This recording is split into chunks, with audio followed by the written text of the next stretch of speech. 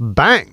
Neeves Knives. I'm Jared, and we have 5 fast first impressions, 5 fast knives. This is the TUCSON TS126. It's a night morning design, and it is an M390. It is a very tiny knife. You can consider this a 2-finger knife, and it is a slip joint. Very stiff, secondary, the secondary stop, and then it does have a nice little snappy open. Pretty stiff, so I guess that's good, especially for how small it is, because if you are going to use it like this, you do want to have a little bit of tension pulling back on you. Then you have the second one and the last one. Nice tight detent in the closed position. You're not going to have to worry about it opening up. This is titanium, and it is just 2 T8 screws. And now look at this. Look at this tiny little micro knife with T8s. Take notes, other knife companies, T8s, even on a little micro knife. That is awesome. So obviously, this is just a little package opener, string cutter, something like that, something you could throw in the bottom of your pocket, or what I really think it's for, a keychain knife. You can hook a keychain right to there, and you have a little keychain knife, and, use it for just little tiny things. Next, it's another TUCSON, but it is, and another slip joint. It is in snakewood, and this is an in-house design from TUCSON, the TUCSON TS252. Now, this one has issues. Let me explain. So, I love the snakewood. I love the brass bolster. That's very cool. It does have a very smooth pull. There's no stop. So it's just one single pull all the way to open. And that's very smooth. All that is great. The grip on it is good for the size of knife. The geometry is good for this size of knife. I mean, the blade stock is a little thick, but a lot of times you can kind of expect that sometimes. But anyways, Damascus steel. I don't know what the Damascus is, but that's not even necessarily the bad thing. However, this is real Damascus. I guess all Damascus is real Damascus, but what I mean is this isn't a powdered Damascus like Civivi's. This is just a Damascus. I can tell because you can see how deep, or you can actually feel the separation in the different steels. Now, I don't know what they used in this Damascus, but like powdered Damascus, all you feel when you rub, you feel the etching. You don't feel the separation in the steels. Yes, you can feel the Damascus on a powdered one, but that's because it's been etched, not because of the metal separated, in between the different kinds of steel used in Damascus, because Damascus is a process. It's not an actual steel. A lot of people think Damascus is just a steel. That's not true. It's different steels mixed together to create a billet. It's a process. Anyways, so the problem with this knife is, if you look up here, look at that chip. See a little chip right there at the tip? You can see it right there at the very tip. Well, now look back here. You see the brass lanyard pin. You can see that cut in there. That is where it stops at. It stops literally on the brass. That's crazy, because they did not put a stop pin inside here, or maybe they intended that little part right there that you see. Let me grab another little knife to point it out. This little spot right there, they probably intended, but didn't work out because it hits the tip. So that sucks. It is what it is. I wouldn't recommend it because of that reason. I don't know if they're all like that or if it's just this one, but that's a huge fail. That means you will always have a chip in your blade. Next, we have, this knife is in for sharpening, the dagger knife. Now, I haven't been using this or testing it or anything like that. It's in for sharpening, and I appreciate everybody who uses my sharpening service. Thank you very much. It helps the channel a lot. Now, this was my first experience with one of these. It's pretty interesting, to be honest.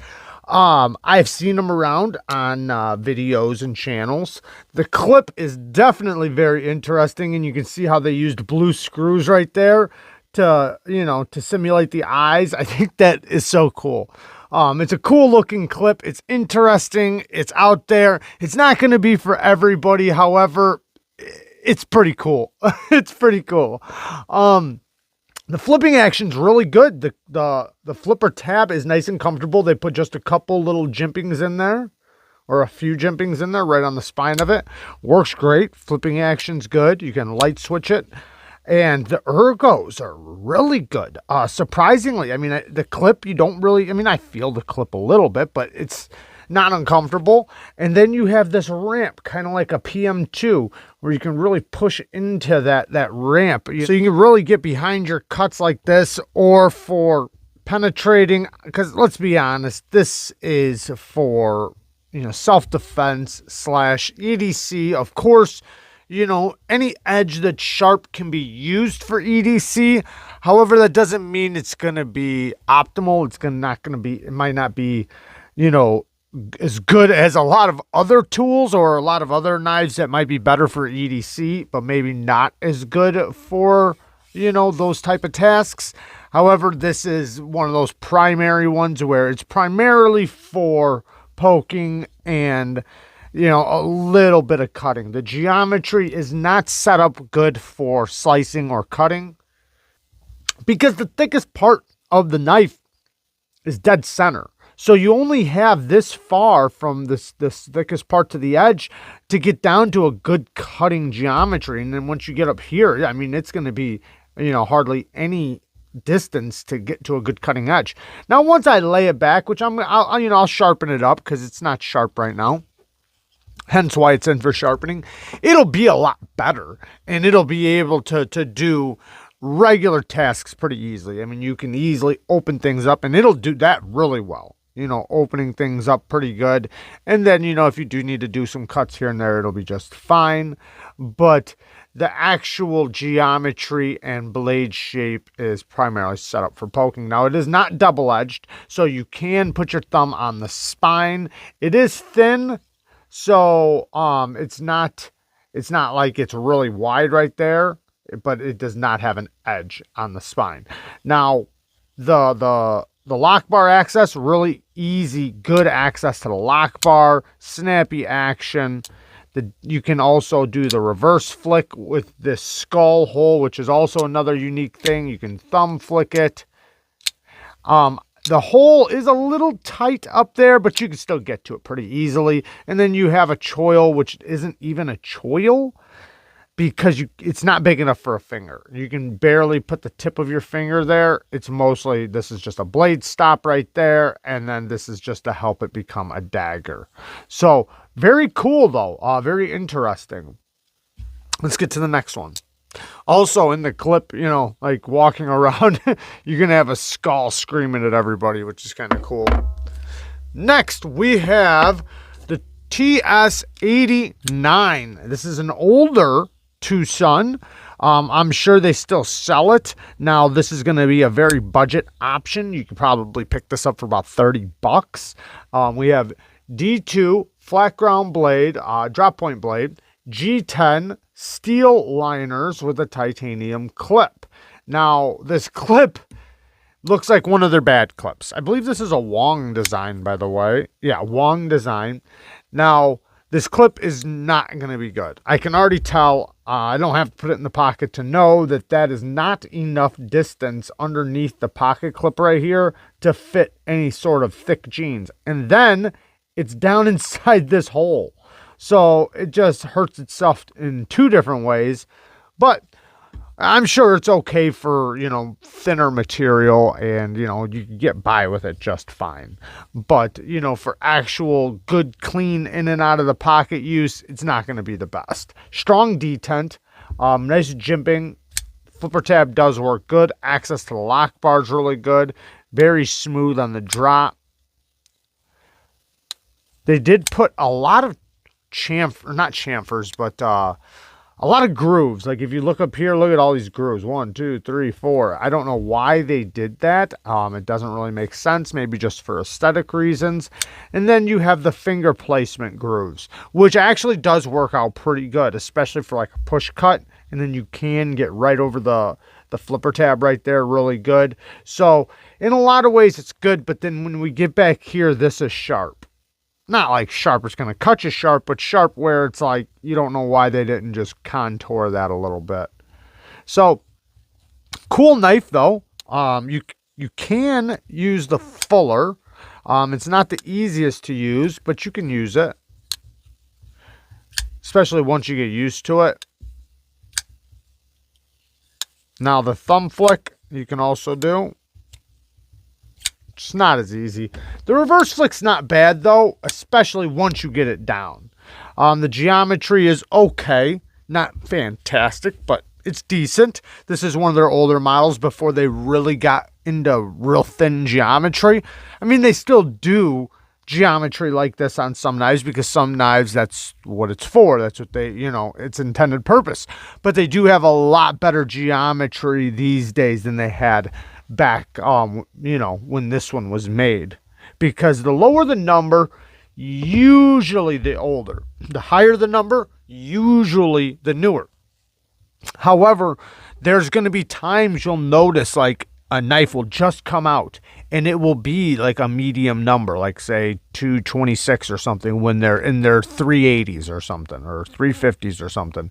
But you see when it comes out like, and it's like a 220 something.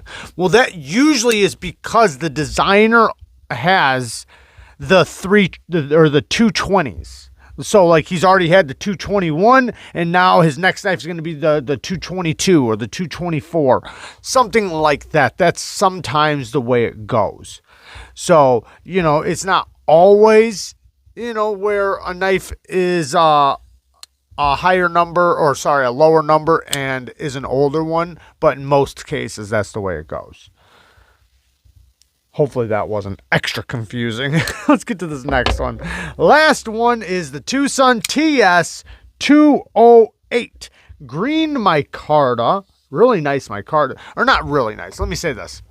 TUCSON had some very crappy micarta for a while, so it's nice seeing them use a little bit better quality. Is this phenomenal? No, but it's not bad. It's decent micarta, so I'm happy about the micarta. Now, this one is in D2, so this is going to be very, very affordable. And this one's a good knife.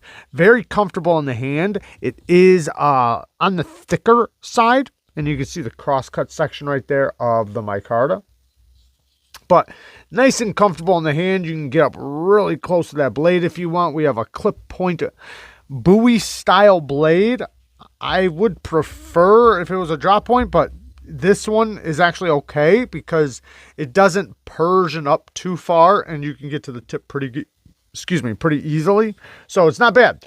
And the geometry is, a little bit more robust, but this is kind of a robust knife. And one thing I really respect about TUCSON's knives is they don't use flimsy little thin liners. Their liners are usually relatively thick. You can see between these two, like how thick their liners are. And then on this one, it is a black washed liner lock. And it is rock solid, locked up very, very tight. And it has a stop pin right there, decent size stop pin. The detent is very nice, very snappy.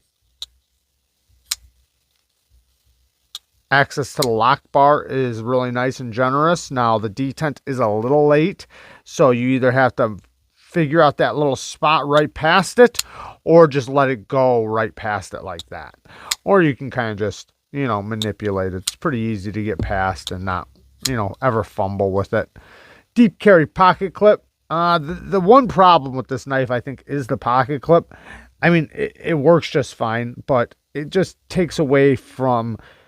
It looks like a budget knife once you put that pocket clip on here. If you take that pocket clip off and put one of their titanium milled pocket clips on here, it would make it look a little bit more higher end without bringing the cost up. So I'm sure this is a very, very affordable knife. You could probably get this for around 30, 40 bucks, I'm guessing. Give or take. Maybe even less, maybe around 20 bucks. So very, very awesome night morning design, by the way, when she does have some pretty cool designs. And yeah, there you guys go. I love you guys. Thank you guys for watching. Peace.